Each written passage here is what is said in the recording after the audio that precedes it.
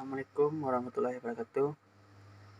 Perkenalkan, nama saya Rifal Arjul Zakri, NIM 18089269. Baiklah, di sini saya akan membuat video ujian akhir semester belajar motorik dengan materi klasifikasi respon motorik. Dalam mengkaji keterampilan motorik, salah satunya dapat dilakukan melalui karakteristik setiap gerakan.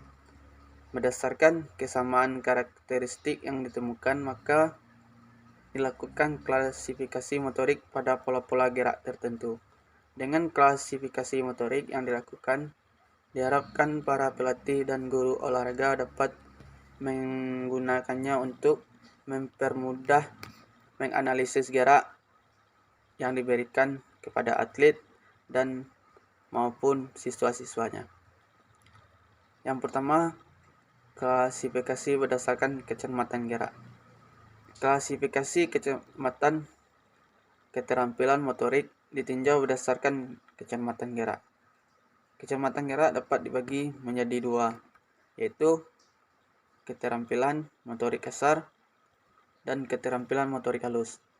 Keterampilan motorik kasar adalah keterampilan motorik yang melibatkan otot-otot besar sebagai penggerak utamanya.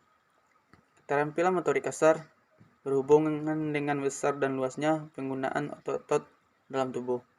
Misalnya, di saat kita berlari, meloncat, memukul, dan pokoknya melibatkan seluruh anggota otot dalam tubuh. Yang kedua, keterampilan motorik halus. Keterampilan motorik halus adalah keterampilan gerak yang melibatkan otot-otot halus sebagai penggerak utamanya. Sebagai contoh, keterampilan menarik pelatuk panah, senapan, keterampilan melepas anak panah pada cabang olahraga panahan, dan lain-lain sebagainya. Poin yang kedua, klasifikasi berdasarkan titik awal dan akhir gerakan. Berdasarkan titik awal dan akhir suatu gerakan yang dilakukan dapat dibagi menjadi 3 kelompok.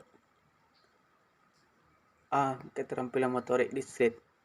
Keterampilan motorik diskrit adalah keterampilan yang dapat diketahui dengan jelas kapan saat dimulai dan kapan saat berakhir. Sebagai contoh, gerakan meloncat dan meloncat indah, gerakan mengguling ke depan. Sekalian dalam senam lantai dan lain sebagainya. B. Keterampilan motorik serial. Keterampilan motorik serial merupakan gabungan dari beberapa keterampilan motorik terputus yang dilakukan secara berulang-ulang. Yang C. Keterampilan motorik kontinu. Keterampilan motorik kontinu adalah keterampilan motorik yang tidak tahu dan tidak jelas kapan saat dimulai dan kapan saat berakhir suatu gerakan.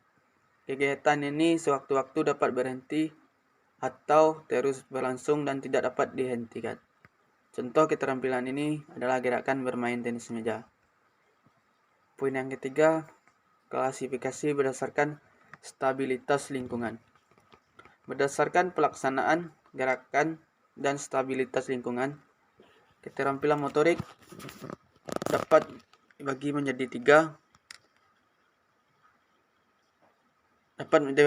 2 kelompok, yaitu keterampilan motorik tertutup dan keterampilan motorik terbuka.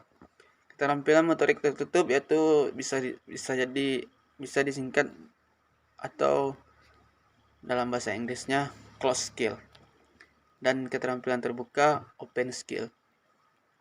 Dengan dasar yang sama, membagi keterampilan motorik menjadi 2 kelompok, yaitu keterampilan tertutup dan keterampilan terbuka. Keterampilan motorik tertutup adalah keterampilan gerak yang dilakukan dalam kondisi lingkungan yang tidak berubah-ubah dan gerakan dilakukan semata-mata dari stimulus dari dalam diri pelaku sendiri tanpa dipengaruhi oleh stimulus dari luar.